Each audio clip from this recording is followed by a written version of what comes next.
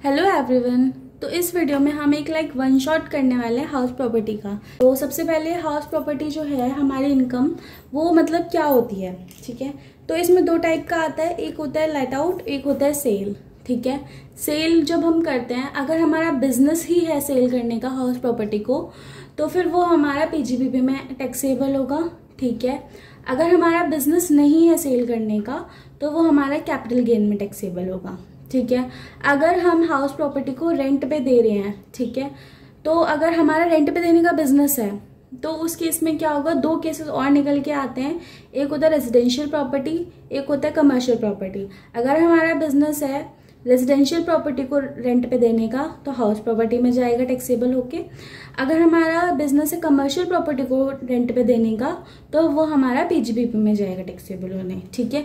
और अगर हमारा बिजनेस नहीं है रेंट पे देने का तो वो तो सीधा सीधा हाउस प्रॉपर्टी में चला जाएगा।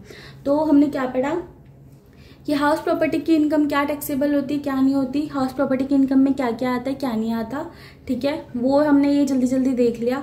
उसके बाद है हमारा सेक्शन 22 जो हमारा चार्जिंग सेक्शन है, ठीक है। इसमें क्या है कि हाउस प्रॉपर्टी में कौन सी इनकम टैक्सेबल होगी, वो होगी हमारी एनुअल वैल्यू। एनुअल वैल्यू हम कैसे निकालते हैं वो अभी हम देखने वाले हैं, ठीक है। कौन सी प्रॉपर्टी टैक्सेबल होगी, तो इसमें दो टाइप प्रॉपर्टी आती है, एक आता है आपका बिल्डिंग, ठीक है, और एक दूसरा आता है जिसमें बिल्डिंग और लैंड दोनों होता है, ठीक है। और ओनर किसके हाथ में टैक्सेबल होगा, ओनर के हाथ में टैक्सेबल होगा, ठीक है। वो डीम्ड ओनर भी हो सकता है और रियल ओनर भी हो सकता है, इसमें दोनों चीजें कवर होती हैं, ठीक है। इसके एक्सेप्शंस क्या हैं, जो आपकी हाउस प्रॉपर्टी है वो आप सेल्फ अपने लिए यूज कर रहे हो या आपका कोई बिजनेस है उसमें यूज कर रहे हो तो वो हमारा हाउस प्रॉपर्टी में नहीं जाएगा, ठीक है। अगर आपका वो बिजनेस में हेल्प करता है, ठीक है, जैसे आपका कोई बिजनेस चल रहा है और आपका जो घर है उसमें उससे आप बिजनेस कर रहे हो या आप वहाँ पे स्टोरेज जैसे यूज़ करते हो या फिर आप कुछ और वहाँ पे करते हो तो वो चीज़ भी इसमें नहीं जाएगी टैक्सेबल होके, वो दोनों केस में पीजीबीपी में चला जाएगा। बट यस सेल्फ ऑक्यूपाइड वाला आपका पीजीबीपी में नहीं जाएगा, इस चीज़ का ध्यान रखना, ये पीजीबीपी में नहीं जाएगा, सिर्फ बिजनेस वाला पीजीबीपी में जाएगा, ठीक है, कंफ्यूज मत होना।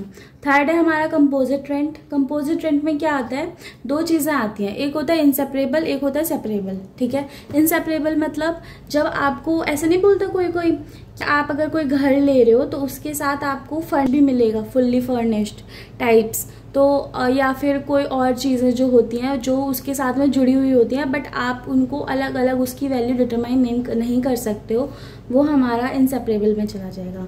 सिंपल वर्ड्स में देखें तो जैसे हाउस प्रॉपर्टी आप लेने जा रहे हो, रेंट पे ले रहे हो या कुछ ले रहे हो, अगर उसमें आपको फुल्ली फर्निश्ड मिल रहा है और वो फुल्ली फर्निश्ड वहाँ से नहीं हटाया जा सकता या उसकी वैल्यू अलग से नहीं कैलकुलेट करी जा सकती तो वो हमारा इनसेपरेबल में आ जाएगा। अगर उसकी वैल्यू अलग से कैलकुलेट करी जा सकती है तो वो हमारा सेपरेबल में आ जाएगा। मतलब बिल्डिंग की और हमारा जो फर्निशिंग है उसकी अगर अलग अलग वैल्यू क्रिएट वो करी जा सकती है कैलकुलेट तो वो हमारा सेपरेबल में हो जाएगा। जो बिल्डिंग है उसकी वैल्यू आप सीधा सीधा हाउस प्रॉपर्टी में कर देना और जो फर्निशिंग की है वो कहीं और होगी। इसके बाद हम देख रहे हैं हमारा format of annual value. Format क्या है, सबसे पहले है जीएवी, ग्रॉस एनुअल वैल्यू, वो अभी मैं बताऊंगी कैसे निकालते हैं, ठीक है। उसमें से लेस कर देना आप municipal tax paid by owner. Owner ने अभी तक जितने भी म्यूनिसिपल टैक्स अगर पे करे हैं तो वो आप इसमें से लेस कर दोगे, फिर आ जाएगा आपका एनएवी। एनएवी मतलब नेट एनुअल वैल्यू, ठीक है। उसका आपको 24A में डिडक्शन मिल जाएगी 30% की, ये 30% लेना है आपको एनएवी का, ठीक है। जो 30% है वो एनएवी का 30% आपको डिडक्ट करना है। सेकेंड है 24B, इसका क्या है, इंटरेस्ट ऑन हाउसिंग लोन की आपको डिडक्शन मिल जाएगी, वो भी अभी हम आगे देखने वाले हैं, ठीक है। और प्लस इसमें आप ऐड कर दोगे रिकवरी। रिकवरी किस चीज़ की, जैसे आपके पुराने कोई रेंट थे अरियर्स में वो आपको रिसीव नहीं हुए थे, वो आपको अभी रिसीव हुए हैं, उसको ऐड कर दो तो ये आ जाएगा हमारा total income of house property, ठीक है। तो अब हमें क्या देखना है, म्यूनिसिपल टैक्स का देखना है। सबसे पहले म्यूनिसिपल टैक्स अगर पे किए गए हैं, ठीक है, चाहे वो कितने ही पुराने हो वो लेस करने हैं। एनएवी जो है आपका वो नेगेटिव भी हो सकता है। देन है हमारा 24B की रिडक्शन और 24A की रिडक्शन। ठीक है। अब मैंने बोला था जीएवी कैसे निकालते हैं वो समझो। जीएवी क्या होता है, फेयर रेंटल वैल्यू होती है, एक हमारी मार्केट वैल्यू होती है। ठीक है, दोनों में से जो हाई होगा वो हमारा, हम उसको ले लेंगे, चलो FR1 ले लिया। ठीक है, फिर हमारा SR होता है, इन दोनों में से जो लो होता है वो उसको हम ले लेते हैं ER, और ER और AR मतलब एक्चुअल रेंट और ER में से जो भी AR ज़्यादा होगा ER से तो AR को ही हम GAV ले लेंगे। अगर ER ज़्यादा होगा AR से तो फिर उस केस में अगर वैकेंसी रीज़न है तो AR GAV बन जाएगा, अगर कोई और रीज़न है तो ER ही GAV हो जाएगा। समझ में आ रही है बात? ड्यू टू वैकेंसी मतलब आप तो रेंट पे देना चाहते हो बट आपसे कोई भी रेंट पे ले नहीं रहा, वो रीज़न है, तो उस केस में आप एक्चुअल रेंट को ही हमारा GAV ले लोगे। हाउस प्रॉपर्टी देखा, उसके बाद में सेक्शन 22 हमने देखा, फॉर्मेट देख लिया, GAV कैसे निकालते हैं वो भी देख लिया। ठीक है, अब है कि कौन से केसेस में जो GAV है वो हमेशा नील रहेगी। पहला सेल्फ ऑक्यूपाइड, अगर आप सेल्फ ऑक्यूपाइड कर रहे हो, हाउस को खुद ही यूज़ कर रहे हो तो GAV नील आ जाएगी। होली वैकेंट है उसमें GAV नील आ जाएगी। डीम्ड सेल्फ ऑक्यूपाइड है मतलब हमने मान लिया है कि वो सेल्फ ऑक्यूपाइड है तो उस केस में भी नील आ जाएगी। ठीक है, हाँ, और अगर जैसे आपके पास 5 घर हैं तो उन सबको आप सेल्फ ऑक्यूपाइड नहीं मान सकते हो, सिर्फ 2 ही घर को आप सेल्फ ऑक्यूपाइड मान सकते हो। आपकी चॉइस है, जो आपके लिए बेनिफिशियल है उसको ही आप मान लो, उसी को आप ले लो इसमें। ठीक है, दूसरा है बाकी पे डीम लेट आउट लग जाएगा, बाकी को हम मान लेंगे कि हाँ लेट आउट है, डीम लेट आउट मान के टैक्सेबल कर देंगे। ठीक है, इसके बाद है हमारा सेक्शन 23। ठीक है, सेक्शन 23 हमारा क्या है कि अगर आपका बिजनेस है घर सेल करने का, ठीक है, तो जैसे आपने अभी नई नई बिल्डिंग बनाई, ठीक है, ऐसा तो हो नहीं सकता जैसे ही आपने बिल्डिंग बनाई वैसे ही आपके सारे फ्लैट्स बिक गए। ठीक है, तो उस केस में क्या होगा कि आपको गवर्नमेंट 2 साल का टाइम देगी कि आप अपने सारे जो फ्लैट्स हैं उन्हें बेच दो। अगर 2 साल तक आपके फ्लैट्स नहीं बिके तो फिर उनको डीम लेट आउट मान के हाउस प्रॉपर्टी में इनकम टैक्सेबल कर दिया जाएगा। ठीक है, अब हम पढ़ने वाले हैं हमारे डिडक्शन मैंने 2 टाइप की बताई थी ना, एक 24A एक 24B। 24A सिंपल 30% डिडक्शन लगा दो आप NAV की। ठीक है, और ये किस केस में नॉट अलाउड होगी, अगर NAV नील है या नेगेटिव है और GAV नील है तो इस केस में हम ये 30% वाली डिडक्शन नहीं देंगे। ये दोनों स्कीम में अलाउ होती है, नॉर्मल में, डिफॉल्ट में, दोनों में। अब हमारी बारी है, ये थोड़ा सा इम्पोर्टेंट है, काफ़ी इम्पोर्टेंट है एक्चुअली, इसे थोड़ा टेक्निकल भी है, थोड़ा ध्यान से समझना। ठीक है, सिंपल वर्ड्स में स्टार्ट करते हैं। इंटरेस्ट ऑन हाउसिंग लोन, आपने हाउस बनाने के लिए, कंस्ट्रक्ट करने के लिए, परचेज करने के लिए आपने लोन लिया, उस पर आपको इंटरेस्ट दे रहे हो, उसकी डिडक्शन की बात कर रहे हैं इसमें। ठीक है, आपने वो जो लोन लिया था वो आपने हाउस प्रॉपर्टी बनानी थी, आपने ये बोल के लिया था कि आप उसको लेट आउट करोगे। ठीक है, आपने लेट आउट हाउस के लिए लोन लिया तो उसका तो इंटरेस्ट 100% डिडक्ट हो जाएगा, उसकी तो आपको इंटरेस्ट की 100% डिडक्शन मिल जाएगी।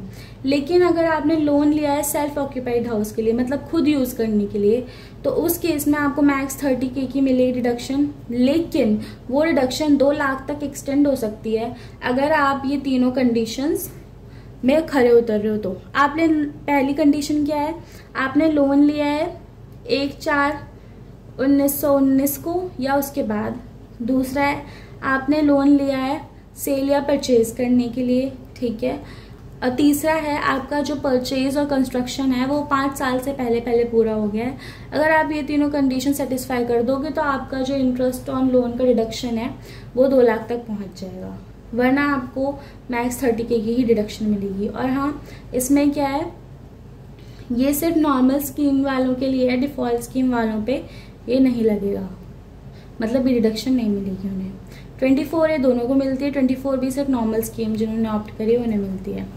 अब हमारा ये कॉन्सेप्ट है, लास्ट इम्पॉर्टेंट कॉन्सेप्ट है, बाकी तो ये इतना ज़रूरी नहीं, फिर भी बता दूंगी। क्या है इसमें, प्री कंस्ट्रक्शन या एक्विजिशन इंटरेस्ट। ठीक है, इसमें क्या होता है, जैसे सिंपल वर्ड्स में समझाती हूँ कि आपने लोन लिया हाउस प्रॉपर्टी बनवाने के लिए। ठीक है, आप उस पर हर साल इंटरेस्ट पे करे जा रहे हो। ठीक है, हर साल आपने उस पर इंटरेस्ट पे किया। लास्ट 5th ईयर जब आपका था उसमें आपने घर बनवा लिया, उसमें अब आपको इंटरेस्ट पे करना है। ठीक है, तो हाउस प्रॉपर्टी वाले डिडक्शंस में क्या होता है ना कि अगर आपका हाउस नहीं है तो आपको डिडक्शन नहीं मिलेगी। तो मतलब पहले आपका हाउस कंप्लीट नहीं था तो उसमें आपको डिडक्शन नहीं मिली, ठीक है, बट बाद में आपको डिडक्शन यहाँ से मिलनी शुरू होगी। तो यहाँ वाली डिडक्शन तो सीधी सीधी लिख दो, ठीक है, यहाँ वाली डिडक्शन तो सीधी सीधी लिख दो जितना आपने इंटरेस्ट पे किया वो वाली, ठीक। दूसरा, इन जो आपने पहले ये इंटरेस्ट पे किया है ना, इनकी डिडक्शन के लिए आपको क्या करना है, जो पहले इंटरेस्ट पे किया है उन सबको ऐड कर दो और 5 इंस्टॉलमेंट्स में हम इंटरेस्ट की डिडक्शन ले लेंगे। ये है इसका मतलब।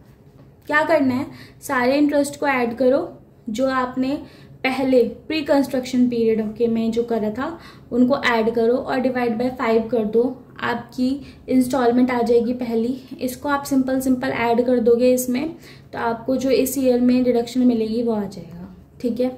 बट हाँ, अगर वो 2 लाख तक है ना तो ही वो पूरी डिडक्ट होगी। 2 लाख से ज़्यादा है तो जितना एक्सेस में है उतना हटा दो, उसकी डिडक्शन नहीं मिलेगी। मैक्स टू मैक्स 2 लाख तक की आपको डिडक्शन मिल सकती है, ठीक है। अब हमारा 25A recovery of unrealised rent. इसमें क्या है कि जिस ईयर में आपको रिसीव हुआ है वो ही उसी ईयर में ऐड करना है। डिडक्शन जो है वो 30% रेंट रिसीव्ड मैंने बता दिया था आपको, और तभी भी टैक्सेबल होगी अगर आप उस ईयर में ओनर नहीं हो तो, ठीक है। अब है हमारा को ओनरशिप वाला पॉइंट। इसमें क्या है कि एक से ज़्यादा लोग होते हैं एक हाउस प्रॉपर्टी के मालिक, ठीक है। तो उस केस में इंटरेस्ट लोन कैसे कैसे बटेगा वो है इसमें। अगर लेट आउट हाउस के लिए आपने लिया था लोन तो उसमें इंटरेस्ट कैसे बटेगा, जितना जिसने इन्वेस्ट किया था हाउस प्रॉपर्टी बनाते हुए उतने की उसको रेशो वाइज आप इंटरेस्ट मिल जाएगा डिडक्शन। अगर सेल्फ ऑक्यूपाइड हाउस है तो इसमें 2 लाख या 30,000 जिसके लिए भी आप एलिजिबल हो उतना नंबर ऑफ ओनर्स में कर दोगे, उतनी डिडक्शन सबको मिलेगी। मतलब एक सिंगल पर्सन को 2 लाख या 30K की डिडक्शन मिलेगी। इसमें रेशो वाइज कुछ भी नहीं करना है, ठीक है। Okay, so this is for the video, bye bye.